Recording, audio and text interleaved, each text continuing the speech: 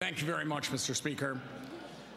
In the first instance, I would like to applaud the good work of my colleague from Indiana County in moving forward a pragmatic, positive, proactive resolution to help create family-sustaining jobs.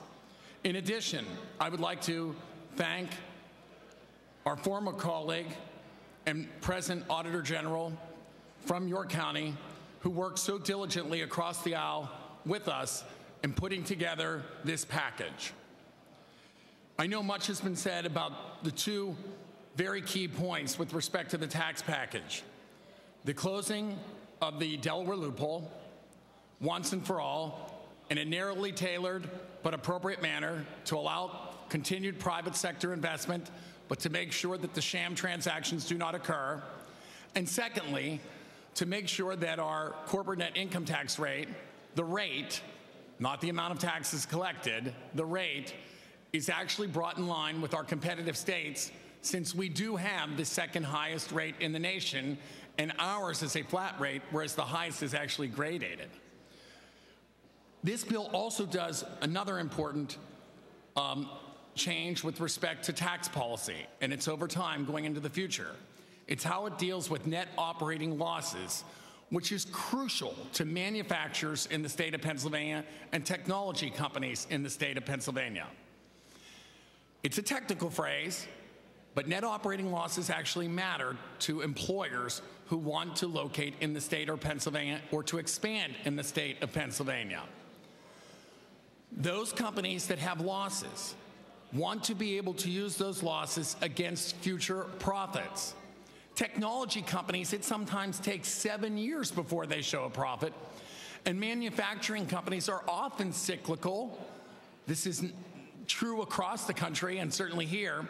And out of 47 states that allow you to make use of your net operating losses against future profits to lower your tax rate, only two states, Pennsylvania and New Hampshire, cap the amount of the usage of the net operating loss. Many manufacturers for years have been advocating that we eliminate that cap. This particular proposal does not eliminate it, but it increases the amount of losses you can use annually against profits, so that we want manufacturers to stay here, expand here, start up here. And the same is true for tech companies.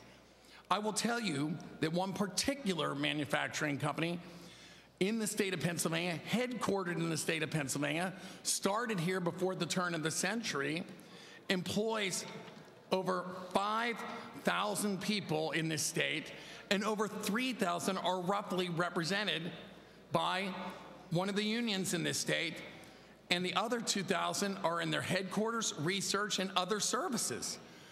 This is the type of employer we want to stay and grow in the state of Pennsylvania. Now, last year, in a bipartisan manner, on both the revenue side and on the budget side, we passed a bill that made a variety of changes to tax policy, and we had over 140 bipartisan votes on that particular bill. And one of the items we did in that was we went finally to 100% sales factor versus taxing payroll or assets. And we voted for that in a bipartisan manner. It was one of the changes we talked about of the three: changes to net operating losses, changes to how we deal with corporate net income tax rate, and how we deal with the single sales factor. We've got that part done. We did it in a bipartisan manner.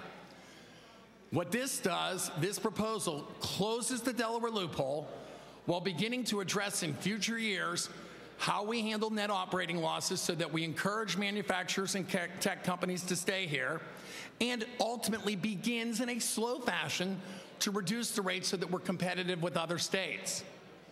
And we are doing it, folks, and I have to respond to some of the other perspectives that were put on the table by our colleagues on the other side, although I know many still share in the perspective that the good gentleman from Indiana and the good gentleman from York put together. But we're doing this while at the same time we're going to be spending in the proposed budget $5.5 billion, the most ever in state dollars, on public education. And we're going to be doing it at the same time while we're spending $14.2 billion for medical assistance services, or $5.2 billion for long-term living services. And we're going to make sure that our intellectual disability community programs are spending $2.3 billion. So every time I hear about those that are employers that provide family-sustaining jobs to those individuals who are taking care of their families and helping out with the YMCA and helping out with the local Little Leagues or the local churches, providing good family-sustaining jobs headquartered in Pennsylvania, where they can actually help their families and help their communities, which this proposal does. We're also making sure in this upcoming budget that we're taking care of those who are less fortunate. Family-sustaining jobs in a pragmatic, responsible, proactive manner. We should have bipartisan support for this particular proposal. It's outstanding. And I must just point out in closing this fact.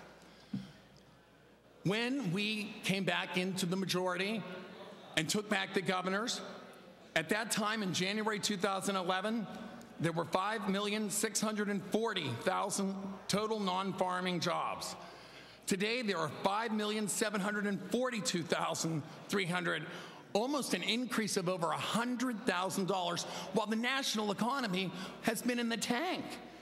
And our goods-producing industries in that time from when we took over office in January 11 to March 2013 have increased from 818,000 to over 830,000.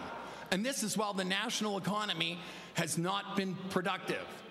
Pennsylvania is moving in the right direction, and we need, in a bipartisan manner, address our tax policy so that we create more private sector, family-sustaining jobs.